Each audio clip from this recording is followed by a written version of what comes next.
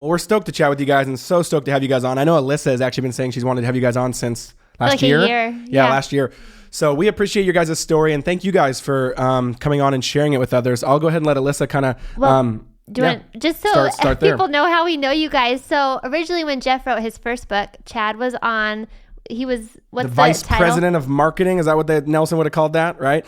So he was... 2012. Chad was one of the first people to kind of believe in me and the message that me and Alyssa wanted to talk about. And so we formed a really strong relationship from there. And I think you were at Nelson for maybe like 1 or 2 more years from then, but that really started our friendship. Then me and Alyssa got to know him and Julie, and then the journey of us having kids, you guys with crew. It's just so cool to like see the friendship track so many different life stages, from a business relationship first, and then kind of funneling down into just a really, really solid friendship where we appreciate you guys, encouraged by you guys, and look up to you guys. And you guys have come and stayed out here with us in Maui. You've house sat for us in Maui. I mean, really suffering for the Lord when you do that. Times. Yeah, we've stayed when with you we guys. all had strep. Oh yeah, you know you're good friends when you like basically are just like dead at someone's house, like throwing up or have a sore throat or I forgot about that. Yeah. That's almost like third time's a charm. Hopefully next time we all have a little sleepover hangout. But okay, so that's how we know each other. Yeah, we can add something, Chad. Yeah, I have to interject. Jeff will probably hate me for saying this, but Jeff and Alyssa have been a huge part of our life as a married couple, but also in bringing crew home to us. And so just their amazing, generous hearts and generous financially as well. You know, I know that when we embarked on adoption, we had really no idea how much it would cost. It was way more than we thought it was. And Jeff and Alyssa said, hey, when you guys are at that point, just let us know. We want to support you. And you guys like blew us away. I wish I could share how generous you guys were. But those of you that are listening and kind of follow Jeff and Alyssa, you know this about them. But let me just tell you, if I could tell you how generous they were, it would blow you away. Well, thank you, man. Chad. That means a lot. I started sweating a little there. So I really, we love that. Yeah, it was an honor, and we appreciate and love you guys so much. And it's, there's no better use of all of our times, talents, and resources than helping people, marriages and families, and vice versa with how you guys have been to us. And just, that's the kingdom of God. So it's a huge blessing. But let's start there then. So I would say, let's go back to tell us a little bit of your guys' story. Marriage, like you said, 13 years, and then kind of that journey towards infertility, which is, I think you guys have walked so faithfully and beautifully and talked about that's one of the main reasons we wanted you to have come on, is we have so many, that's an email we get constantly, that's a DM we get constantly, and I just think you guys can be such a voice and encouragement. But so kind of just give us that, maybe the early years of marriage and what that story was. Yeah, it is something that is so common, and I feel like talked about more so, but still not really. And I would say so much of this is hindsight, and a lot of it is, the last year we've walked through some counseling, which has kind of helped us make sense of things that feel someone in the past, but it's all tied together. So when we got married, we sort of had like the 3 to 5 year plan. I think that can be common, as far as let's get, our travel out and, get to know each other as a married couple, and, and then we'll start thinking about building a family and doing all of those things. And looking back, I would have thought through things differently and all of that, but we don't, get that privilege the way that we live life. So, so when we started to, try to have kids, it wasn't working. And then it just became longer that it wasn't working. And, to really not go into the details of that, we don't really know why. And we still don't have biological children. We just have the one adopted little girl who is amazing. But, I don't think we really dealt with it at the time. What do you mean by that? I mean that when we were going through it, I think it was something that was really hard on me, because I think it's hard on women where we carry it, maybe in a different way, maybe more than men. And that's an assumption. Yeah. But, and I think our lives are busy, and it was also a hard thing to talk about. So I don't know. We just sort of didn't really ever deal with it, if that makes sense. And I really don't even think we dealt with it until this year, to be honest with you. and I sometimes get uncomfortable when people say we faithfully walked to this road, because sometimes to me it feels like we didn't. And that's not being hard on us or anything. And it's not that we, lost hope, and I think, did our best to lean into Christ and, all of those things. But there were a lot of times it felt like we were just sort of avoiding it all, and not really actually dealing with the pain. And actually, even I would go farther to say the root of where a lot of the hurt came from. And I'll talk a little bit more about that if you want. I wanted to see if you wanted to add anything.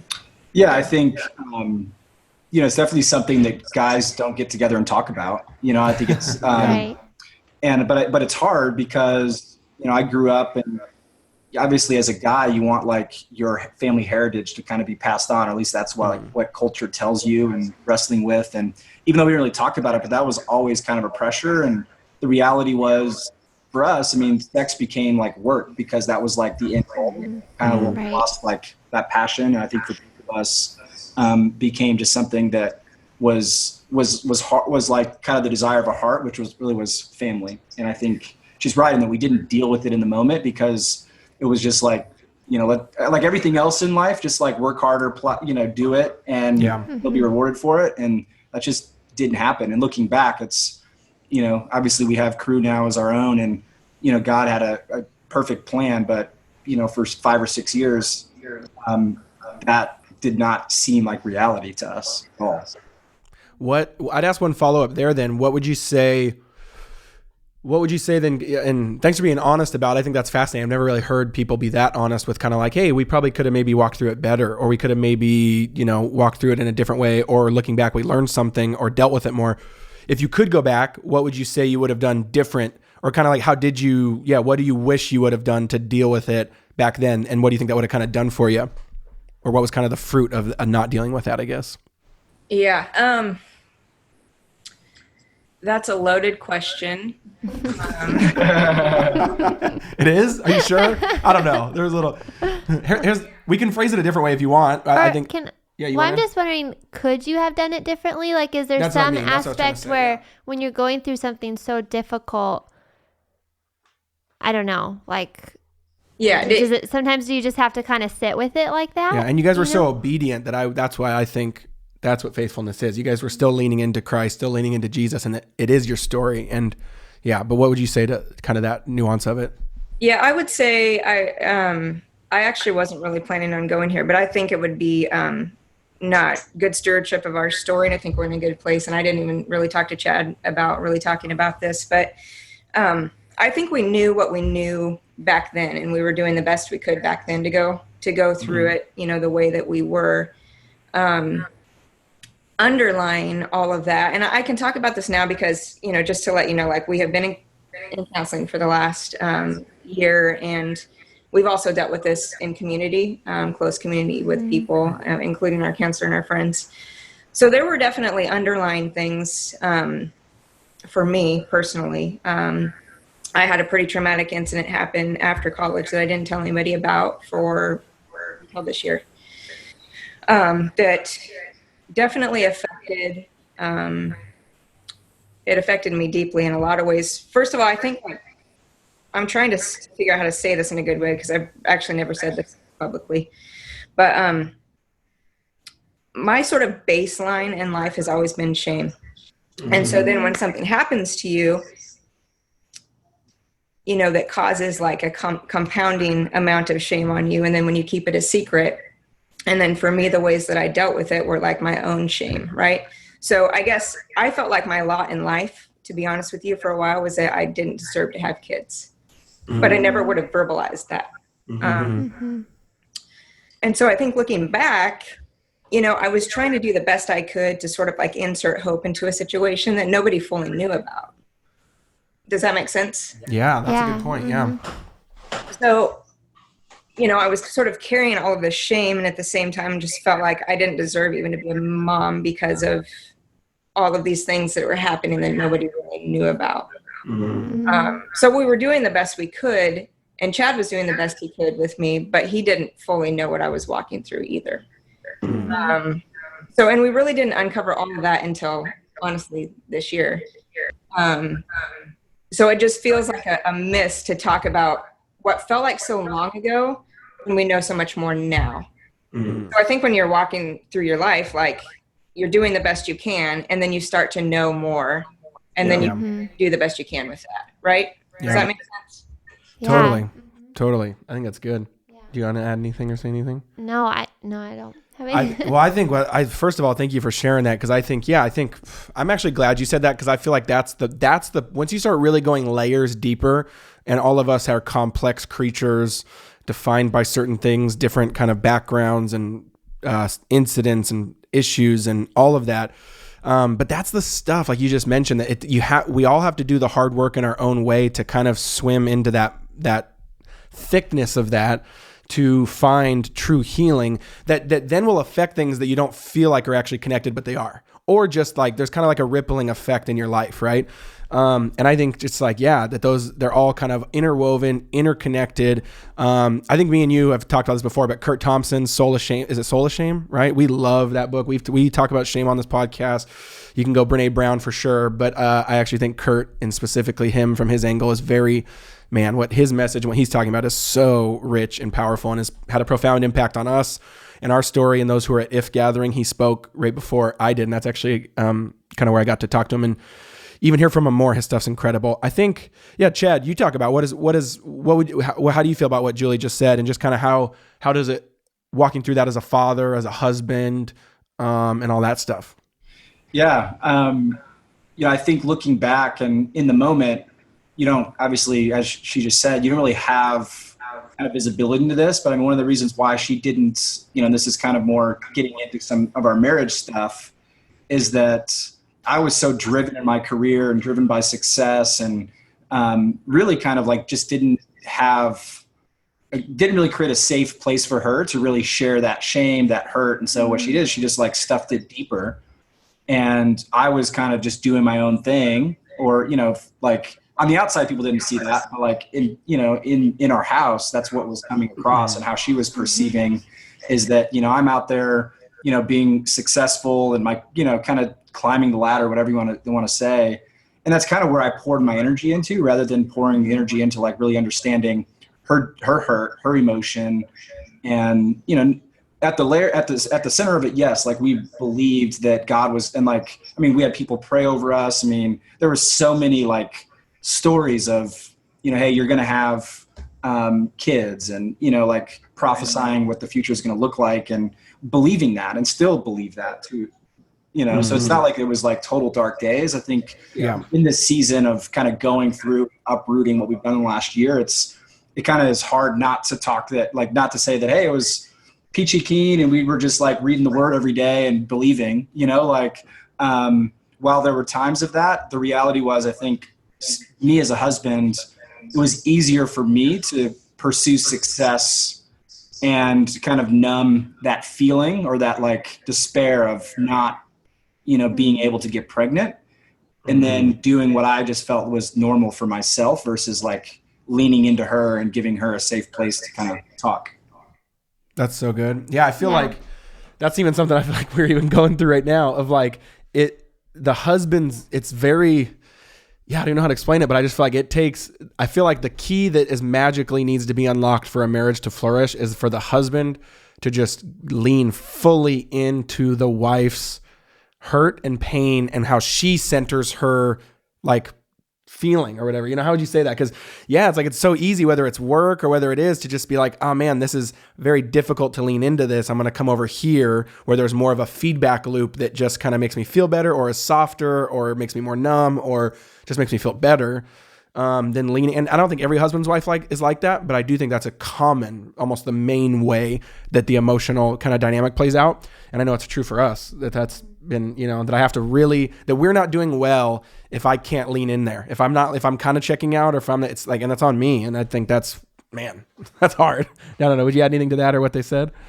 Yeah. I mean, I think it's so true. I think it's so common that so many men go to their job because it's like immediate fruit or success, or it's a lot easier to grasp than family and your wife. But even if you have even if you're like pouring into your family, like in our season, I feel like it can be easy to pour into the kids more than like I'm going to understand my wife and what she's going through. Yeah. And sometimes I struggle because I'm like, I can't even like express what I'm going through. Like, I just know this is how I feel to hear. And so it's really hard. So then it makes him feel very, helpless because he's like, if you don't know what you need, then I don't. I'm trying to fix it, and then she doesn't. So then that's just recipe for. So I emailed him last week, and I'm like, did that help? I probe to understand, but then the probing makes her feel very like I'm barbing her with like wires, Sure. No, that's just you guys. No one else is like that. Exactly. So hey, I will say, in a foreign language here. Yeah, right. Yeah, you're like, I don't understand you guys or have empathy at all for you guys, is what you're saying. No, one trick to anyone who's listening, and this has just unlocked our communication. We're still working on it. There's been a couple times where we've been in this roadblock and she's emailed me, and I don't know what it is about that, but that has actually radically changed our life, where like it just gives me some space. It lets me read it. She has to actually think about it first because you have to have something to actually say. Like, I don't know, man. That one it's not just like, here's how I'm feeling while we're in the middle of a conversation. It's like I'm reading it and we have hours before we'll see each other again. So it gives me, I don't know. We've done that like 3 or 4 times with serious moments, and it has just been amazing. I feel like it's just like, I read it, I'm like, yes, oh, okay, oh, yeah. And then it's just, I'm not defensive, you're not defensive. So anyone out there, just email your spouse, take advantage of the 21st century. It's so true. I've sent some emails. Yeah, it's like, it's something. Our mentors were saying. They do it, and it's just like, why, yeah. Her dad passed away like a couple years ago, and so she really grieved through that. And so he just had her write a letter to him. Like once a week, they had like a sending time. Just to like process her grief. And so it was easier to work through than hack tip right there. One thing you actually, I don't know, a few months ago, you had did a post on this or maybe Insta story, but about how the wife is a little more in tune with kind of the connection between the husband and the wife. Totally. And that a lot of times as a husband, you get defensive immediately when they say, oh, I feel disconnected. And you're like, why? And like, totally. I'd rather stop and be like, well, I feel that way. It's probably accurate and what's actually been playing out. And that the wife is going to be typically more in tune with that than the husband.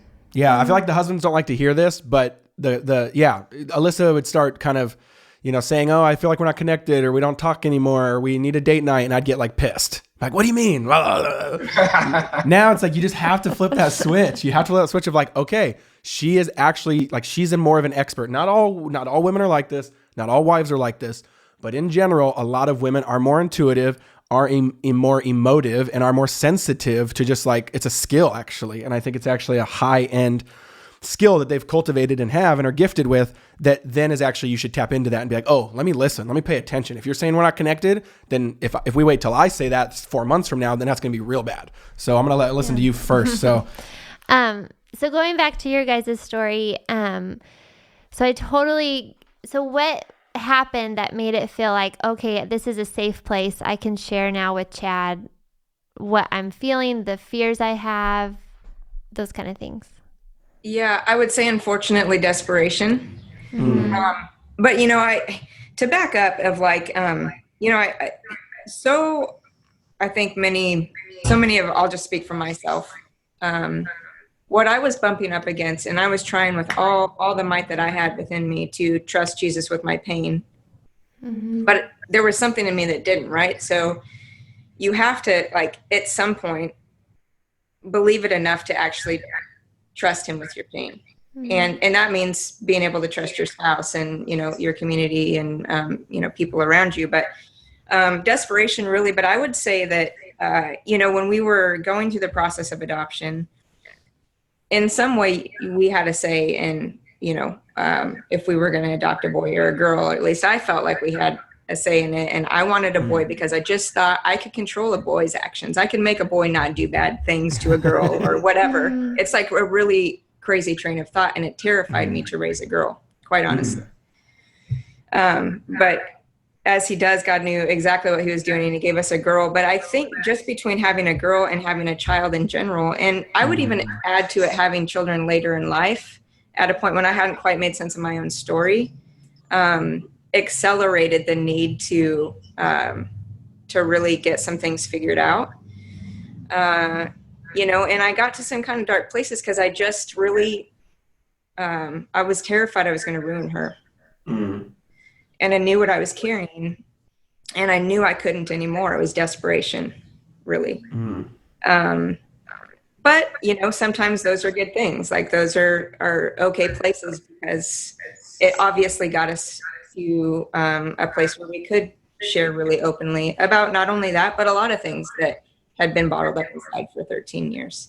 Well, what I'm hearing you say, which I actually totally agree with, and I feel like is a power in the magic of how God set up families and generations to work, is that kids can almost be a healing agent in the generational story if you let it. There's obviously ways where children can be idols in some sense. There's ways that children and family and all that can be difficult. There's every ways that can play out, but there is one way I think it can actually play out where, not putting pressure on the kids, but like God can use the dynamic of bringing you into parenthood as like an incredible healing agent for your story.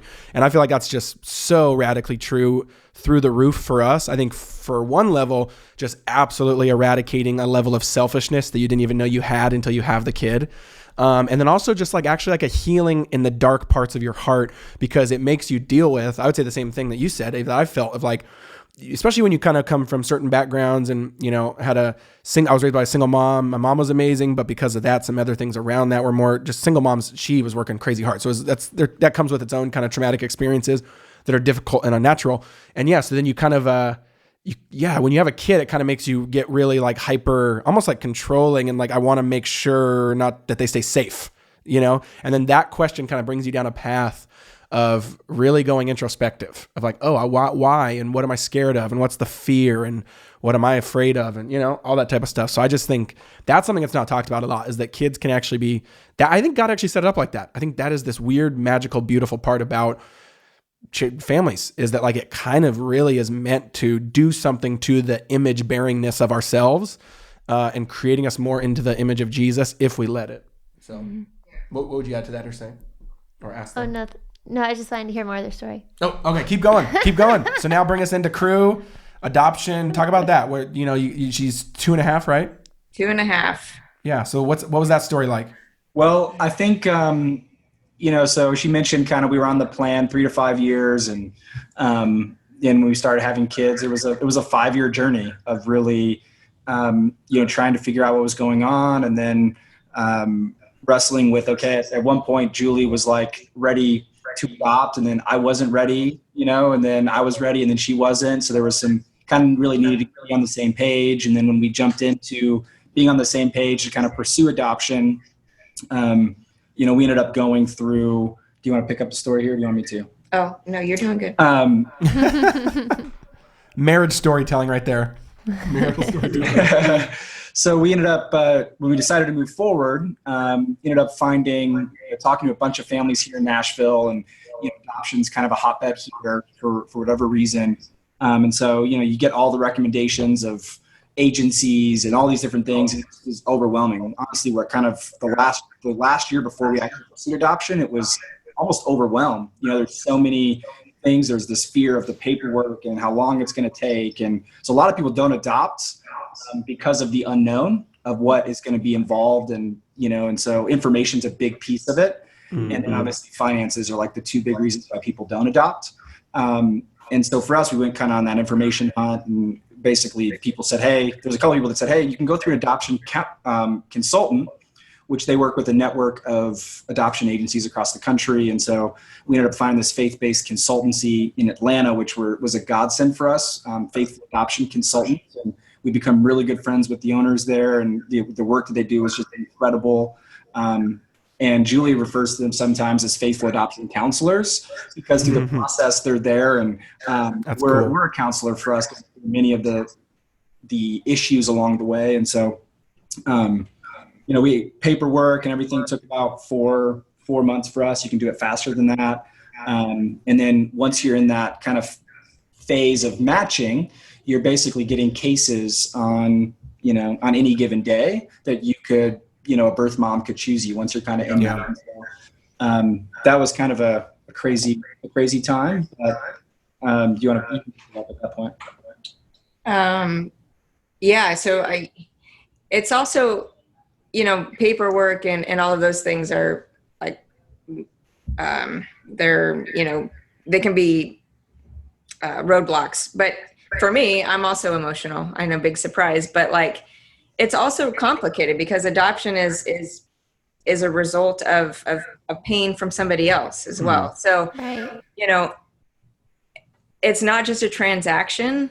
And I know people know that, but, it's still something that I think about every day, that it's birthed out of somebody else's pain. But yeah, so we were in the matching phase. It took about 4 months to get matched with Crew. And, that was part of, we kept saying yes to boys, because in my, crazy mind, I figured that I could raise a boy. I can make a boy be a good guy. I'm terrified of raising a girl. And, Chad referred to us, me calling them counselors. I had a really frank talk with my consultant, Courtney, who I think is an angel walking on earth. And I basically asked her, it was about a 2-hour conversation, but I basically asked her, am I playing God too much in this? And she very lovingly said, I kind of think so, This was after walking me through a lot of other things. And, this is not how God always works in life by any stretch of the imagination, but literally we hung up the phone. The next day, we were made aware of Crew. We said yes to her. And then 2 days later, we found out she was ours. Like, that's not always how God works at all. But that's in fast our case, too. That was how it happened. And, there were so many things along the way. Looking back, when we started to piece together the story, she was born in November. We were at home with Chad's parents, and it was November 27th, and we were leaving their home for Thanksgiving. From Thanksgiving. And we had told them kind of with tears in our eyes, like we were really hoping, we might have a baby by Christmas, but it doesn't look like we will. And we got in the car and drove home like we would any other time. In tears. Very emotional. But I remember passing a really familiar scene on the way out. It was early in the morning. It was winter. It was peaceful. And I kind of remember, just a sense of peace wash over me that God has got this. He's in control. Like, it's going to be okay. Come to find out a few days later, she was actually born that day. Wow. Did we know that? No. I don't think you guys told us that. I don't think so. Maybe not. That's but crazy. There's a lot of details like that, that, are just only God and miraculous in a lot of ways. And, so we found out she was ours, and we're on a plane the next day to go pick her up that night. Wow. That night. Yeah. I got a call at noon. Work-wise, I was shutting my agency down and coming to work full-time with Michael. I remember it was December 1st, which actually is also funny. December 1st is the date that we got engaged back, 15 years ago.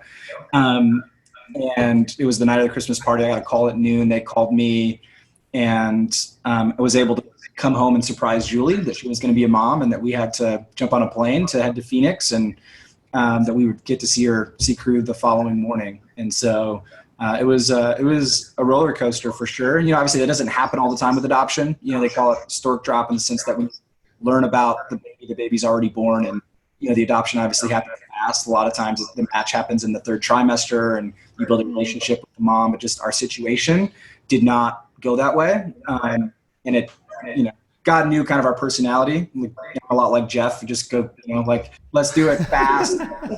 Just God knew that's how to do it. And so I remember even driving out, Elevation worship song, "Do It Again," was actually like a kind of a Elevation anthem of our season, the whole adoption season.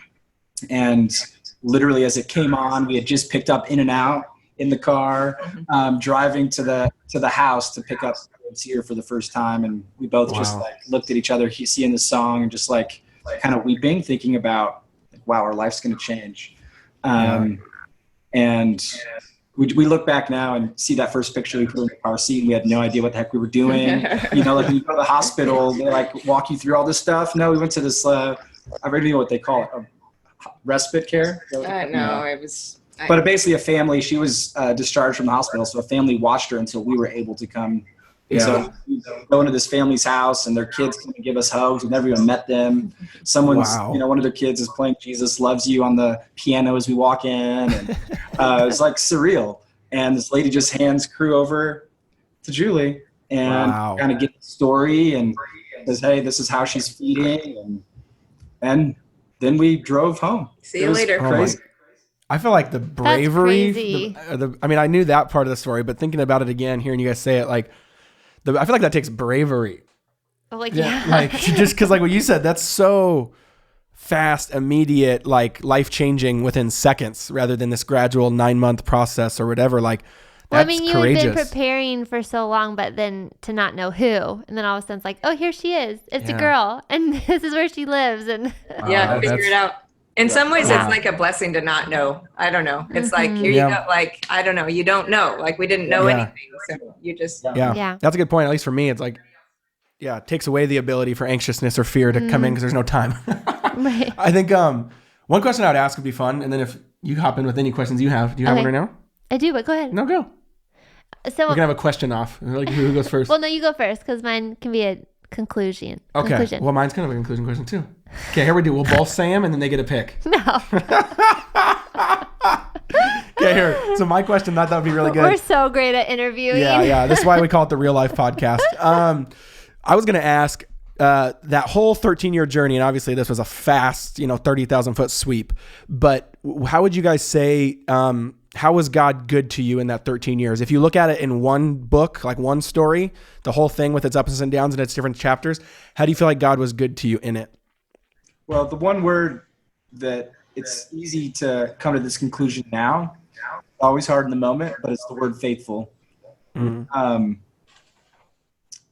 I think that there are so many things back in, and this is something that I've learned in working closely with Michael Hyatt is, if you're alive here on this earth right now, your track record of getting through hard things is 100%. That's true. That's true. Our track record and God's track record of getting us to this moment, it may not be the exact way we thought it would happen or the exact way that we wanted it to happen, but it's exactly how it's meant to be, 100%. That's good. And looking back, it's always hard in the moment, but there's if we plotted our life over the last 13 years there's a whiteboard back here. There may be 200 different points that we could probably go back and like have a moment for. And you could go back now in 13 years and the word faithful would go by each and every one of those. Mm-hmm. And we didn't feel that in the moment. And I don't think any of us do, but like, how come we don't, knowing when we look back, how come when stuff is hard in the moment, we don't just stop and say, God, you're faithful, and how that changes things. I love that. That's really good. That. Would you say anything, Julie? That's really good. I would probably say, grace. I feel like, I think I'm just painfully aware of how much I need Jesus, and his grace is sufficient for you. His power is made perfect in your weakness. And I think I don't say that to mean, we're all undeserving of anything good we get in this life. And I don't say that as a ho hum, woe is me. I say that as like, thank you, God, for your grace. Mm-hmm. And grace of getting us through hard times, grace of just being here today, grace and just, the everyday grit of parenting and marriage. And I try to look at life through that lens of like, it's all grace, every single bit of it. Yeah. That's so good. And that's so true. So it always comes back to that. It's so good. What were you going to ask? So I guess the last question is, for anyone who is struggling with infertility or considering adoption, what would you guys encourage them with? Yeah. Oh, boy. Or a cousin of that would be, what didn't work, or what did people tell you that you really should think people should not say? That's always good too. There's a lot of those. I also am hard to offend, though. I think people are doing the best they can. Totally. And I actually love that you said that. That's so true. Yeah, they really are.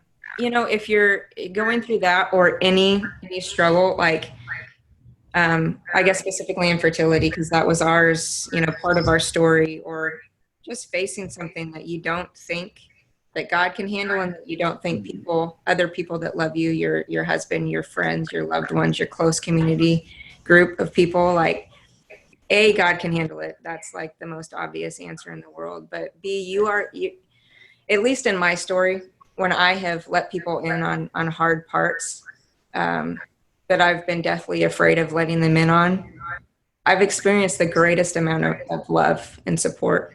So I think just letting people know really like where you're at a very honest level, and letting them love you and accept you and help you through that. Because I just don't know where I would be without the people in my life, at this point. So, and, as far as adoption goes, it's a lonely, so many of the things we go through, they feel really lonely, right? Because we know we're not the only people that have ever gone through infertility or you name it, fill in the blank. We know that in our minds, we're not the only people that have gone through this or are going through this. But at the same time, it's specific to you and the way that you, the way your background has been, the way you're dealing with it now, the support that you have around you. So in a way, it feels lonely because nobody else feels exactly what you're feeling. That's a good point. But it's just so much better to let people in. Yeah, and I would just say, adoption is a beautiful thing. Adoption is the story of the gospel. We're all adopted into the kingdom as daughters and sons. And, there is something in culture and how we were raised. We're a little bit older than you. But our parents, it's the natural feeling right now in our culture is to, and this is like a thing you don't really say in adoption world, is to have our own kids, but that's a thing that culture has put on us to a degree. And the reality is that there is a massive need, not just internationally, but domestically for adoption. And there's a lot more resources and information than ever before. When we sought out this, we had no idea that there were like organizations like Faithful Adoption Consultants. Is that I would just say, hey, like start doing research. And don't be afraid of adoption. There's a lot of different ways that you can go. And there's a massive need in our country, and we just never had the heart for international adoption as we've done the research and just seen how messed up our foster care system is in our country and just the problem that's at hand. And I'm not trying to fear anyone into doing this, but I think there's a beauty in it and there's a massive need in our country for it. And seek out information. Faithful Adoption Consultants is a great place to start. They are great at just giving you baseline information and helping you understand and even process your story to know if you're at a place that it makes sense. And there's there's so many different ways to grow your family and to build your family. And we're big proponents of adoption. And at the end of the day, when you really think about our relationship with the Lord and the way that the kingdom has been built is adoption. And it's a beautiful thing to think about. I love that. And I think that's such a perfect reminder to end on too, even with the element of realizing that there's so much that our job as kingdom citizens is to lean into the brokenness of the world, whether that's brokenness of systems, whether that's brokenness of past decisions of certain families and marriages, and to bring shalom, to bring peace, to bring healing, to bring restoration and adoption, foster care. There's so many different options on how Christians, specifically followers of Jesus, I think can lean into those. So I love that you said that. Let's just wrap up with, one thing I was going to say too is, let's wrap up with this. I don't know, Julie, if you're blogging anymore, if that blog's live and Instagram, basically like if people do want to go find you or just kind of, they appreciate your guys' story. Is there somewhere they can go, or you can be totally honest and be like, nah, I'm staying on private. Don't at me, but just let the people know, both you guys. Yeah, I'm mostly on, I guess, Instagram. I'm not on anything really as much as I used to be, and I'm not blogging currently. I am in the middle of working on a book. Oh, I'm so excited. But not just in the middle. She's pretty far along. It's pretty impressive. Sweet. That's going to be legit. But so Julie K. Cannon is my Instagram. And Julie, the letter K. Yes. It's not Thrive Photo anymore? Man, we've been around for a while. We're the OG followers. I know you are the OG, and I appreciate that. No, it's just to make sure you guys are hearing her. So JuliekCannon, and then Chad. What about you? Oh, can I just say one? And also, Julie, you're one of my favorite people.